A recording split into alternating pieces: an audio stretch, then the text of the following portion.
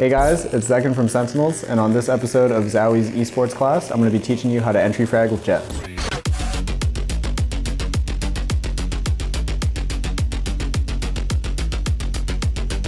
I think some of the intangibles to being a good entry fragger is not being afraid to go in, being willing to take risks and make plays, just being able to react quick to what's happening around you, being like fast to process what the right decision is or what's the next move to make. I think just having a lot of confidence in going in and being able to make the right decisions quickly is what makes a great entry fragger.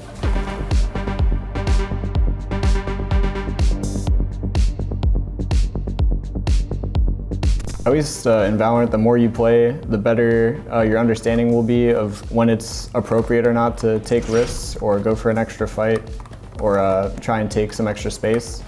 I think the context of the round and the utility is super important. Sometimes you get 2 kills on a site and it's appropriate because you know how they want to rotate. It's appropriate to take more space because you know it's free. You also need to know when to not make that play and be able to sit back and wait for a better opportunity.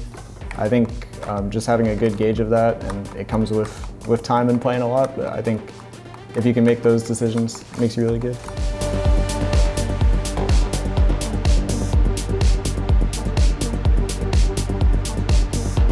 With Jett specifically, I think the number one thing for entering is trying to get the maximum value you can out of her dash, trying to take as much space as possible with it and doing it safely. So the very standard thing to do would be to smoke and dash into it and then go from there. Maybe you have a flash from a teammate or a dart to be able to support you. But like I said before, the context of the util and trying to play around it is super, super important.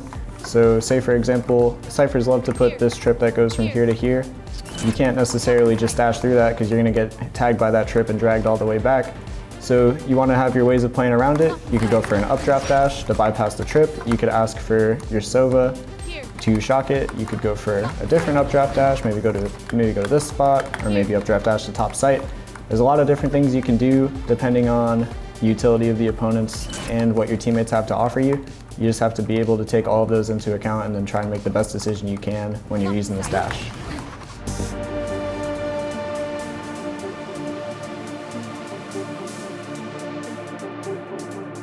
I think she's such a popular entry fragger because her abilities aren't super, super difficult, but they are very fun. I mean, it's not a crazy execution test to just be able to dash into a site. You know, you hit 2 buttons and you're good to go.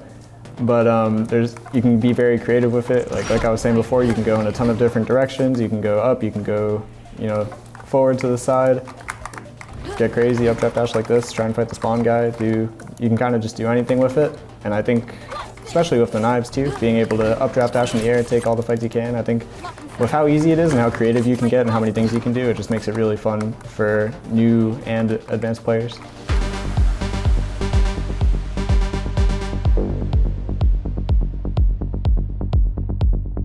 With Jett, it's super important, especially on defense.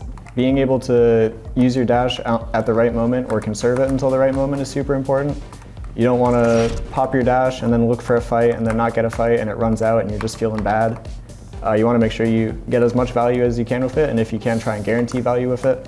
So for example, on defense, if there's a peek you want to go for, it's pretty good to say you know they're coming up C. It's nice to be able to pop your dash and go for one and dash away really quickly.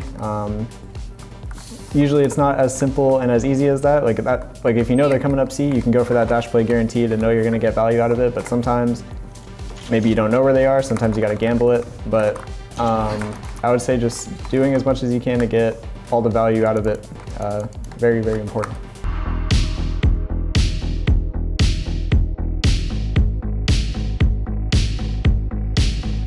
I'll shift away from the dash a bit because I was talking so much about the dash earlier, but I think utilizing Jett's smokes is super important as well. It's a super valuable resource to just be able to throw a small piece of cover in any direction you want on yourself, trying to one-way a spot. If you know that they're coming from a certain direction, making a one-way so that they're blind when they're coming out, it's really good. I think it's an underrated part of her kit. Like I said, I was talking so much earlier about the dash, I didn't talk about the smokes at all, but I still think you can get just an insane amount of value with them. Obviously you can dash into your smoke, but being able to create a bit of cover for yourself. Say for example, you're sitting on this site and they're trying to retake and they throw the dart. You can smoke the dart, that's number one. You can smoke the dart, that's really cool.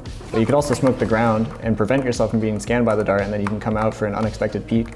So just being able to give yourself cover at any time with the smokes is really, really good, and I think something underrated that you could try and utilize more when you're playing Jett.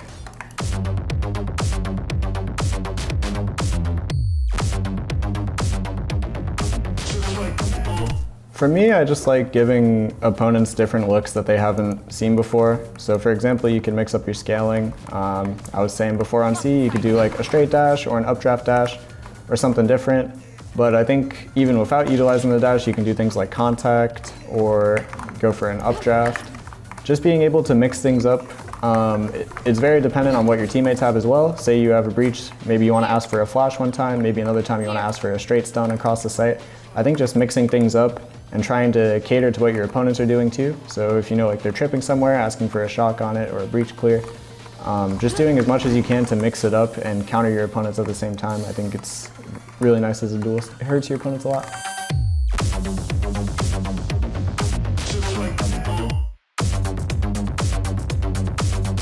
I would say jiggling is good when you want information from your opponent. So this is like the A long line. Sometimes people sit on it as a pixel, but usually people jiggle it like this. It's nice because you can safely get info on your opponent. Say they're peeking down here, they peek, they see only your shoulder, they get scared and they shoot, bam, you know one's A lobby. You didn't take any damage doing your jiggle, or maybe you only took like 40 because he shot you once in the side, but it's usually a very safe way to get information without using your util. It's also nice to do when the bomb is down and say you're in a clutch, say your opponent tapped, maybe you want to throw a quick jiggle to see if they're off, or you can throw a shoulder where you don't even peek, but you show a little bit of the side of your body, maybe they get scared and shoot. It's very nice to throw in when you think your opponent might be scared or jittery and they're gonna instantly shoot at the first thing they see. It's nice to throw in. I would say wide swing just when you want to fight. I don't think there's like any crazy like scenario that you'd want to go wide for. I think just in general, if you want to fight, it's nice to wide swing going full speed across the screen. Usually it's hard for your opponents to hit. Obviously they can hold for it and you can mix up your peaks, but I do think wide swinging is a good way to go when you're trying to take fights. You could go for the combination of the two. You go for a jiggle, and they think you're going to peek close, then you go very wide. Mixing up the movement and just using them when they feel appropriate. It's nice to add to your gameplay.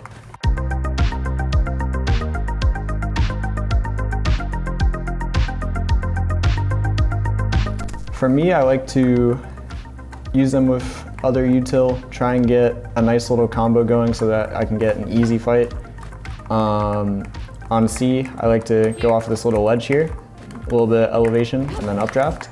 Because usually what people like to do is they'll smoke on the choke here, or they'll smoke in the mid site here, and they'll play behind it. They'll play a place like plat, they'll play here, waiting for the opponent to come in, or they'll play backside.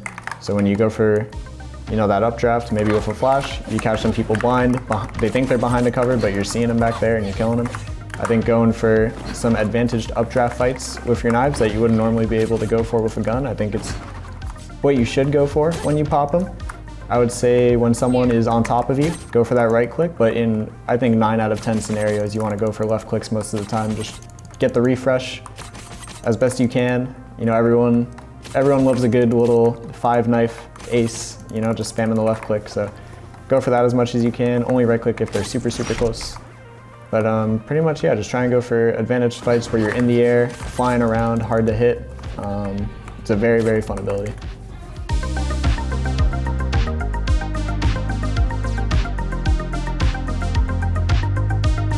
For me, the monitor quality is super, super important, especially when you're on Duelist. You're working with a lot of quick reactions based on like things that you don't see for very long. So for example, maybe I'm dashing in the site and I want to do the quick like right left to clear both corners. Maybe on a worse monitor, I'm not going to be able to see the guy if he's tucked in this corner and I'm dashing in that direction. Maybe there'll be some screen tearing, I don't catch the guy. See people really quickly and make decisions based off that is super important, and having the right monitor to be able to do that and have everything be clear and distinct and precise, it's super convenient. Thank you guys for watching this episode of Tips and Tricks. Make sure to leave a like, comment, and subscribe to the channel. And thank you for watching this episode of Zowie Esports Class.